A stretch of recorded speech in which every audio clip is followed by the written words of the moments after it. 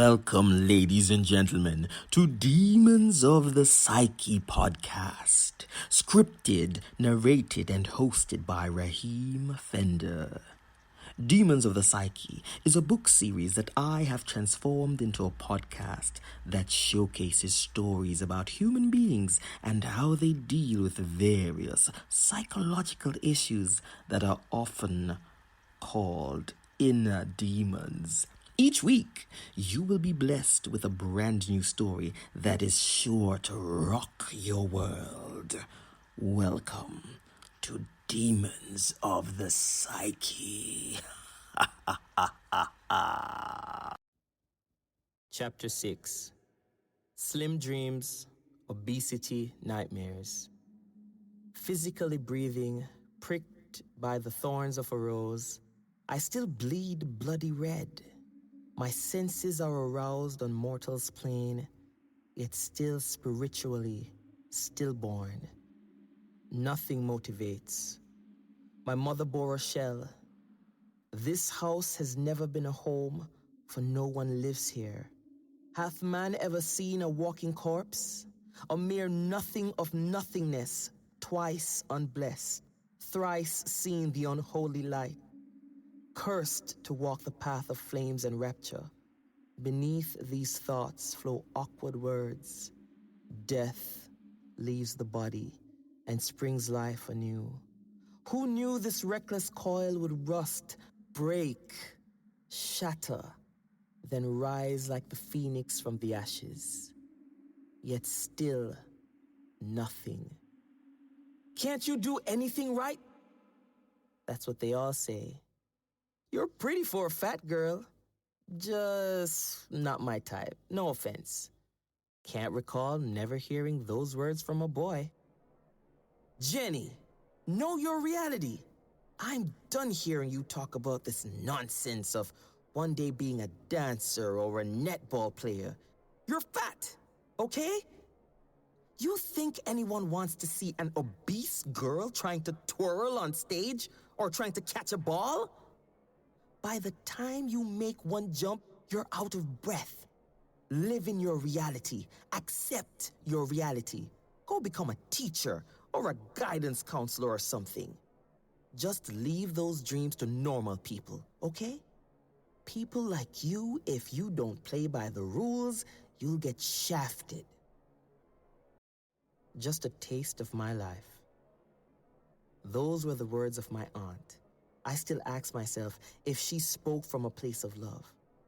I mean, who tells someone hurtful things like she told me and says in the same breath, I love you?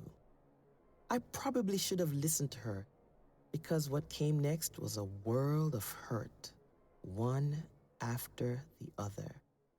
Against my aunt's wishes, I auditioned for the dance troupe, and I also tried out for the school's netball team.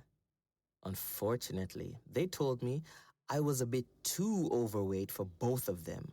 What do they know? My dad always told me I could do anything, his princess, and I was perfect. Guess I was only perfect in his eyes. That night, I was so hurt. I went home and I did what all fat people do best. I ate. I ate my troubles away, okay? I ate when I was angry. I ate when I was sad. I ate when I thought about all the things I couldn't do just because I wasn't a size 6. Skinny bitches have all the fun. I'm sorry, ma'am, but you're too overweight to go on this ride. But your daughter, she's okay. Excuse me? First of all, she's not my daughter. She's my sister, my older sister. Second of all, I'm only 15. I'm not a ma'am. It's shit like this that made me eat all the time. Isn't that what you all prefer me doing anyway? I hate this world, and yeah, I know it. I know it hates me too. I wish Daddy was alive. That was where my world crumbled. No father to love me, to hold me, to affirm me that I was perfect in every way, which is why I'm also seen as a slut. I run to the first boy or man that will show some kind of affection. It's not that I want to open my legs like I'm a free-for-all, but it does take the pain away for that split second where a man decides to embrace me and enter inside me and caress me the same way they do those skinny girls. My thoughts of being too big or too ugly are numbed by the 5 minutes of ecstasy. And for a moment, I forget I'm depressed. None of you understand my pain. I've tried every single dietary plan in the world, every one. I've even tried swallowing cotton balls. They say they make you lose your appetite. Guess who didn't lose her appetite?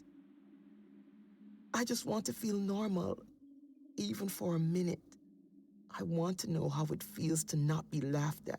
I want to go into the girls' locker room and feel comfortable taking off my clothes in front of other girls. I want men to look at me. I mean, really look at me. And lust and hunger for me like a piece of meat. I want to be the first obese supermodel posing in my two-piece for all the top men's magazines. I want people to see that if I'm just given a chance, I can be who I want to be. But I know my reality. Those thoughts are what dreams are made of. And that's why I stuff my face and then cut myself. And it really doesn't matter because you all look right past me anyway. Guess that's my lot in life. Skinny dreams, obesity nightmares.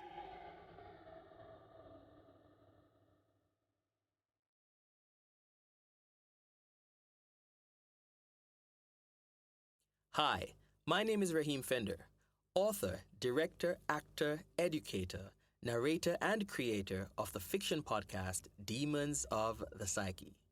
Demons of the Psyche is purely fictional and focuses on characters that we all have seen and been around throughout our lives. As with any story, we can all associate and empathize with all their struggles and their pain. And because of this, the stories will come across as real. However, I can assure you, they are all fictional. In further supporting the arts and the artiste, make sure you purchase your copy of the book Demons of the Psyche, currently being sold on Amazon and other platforms.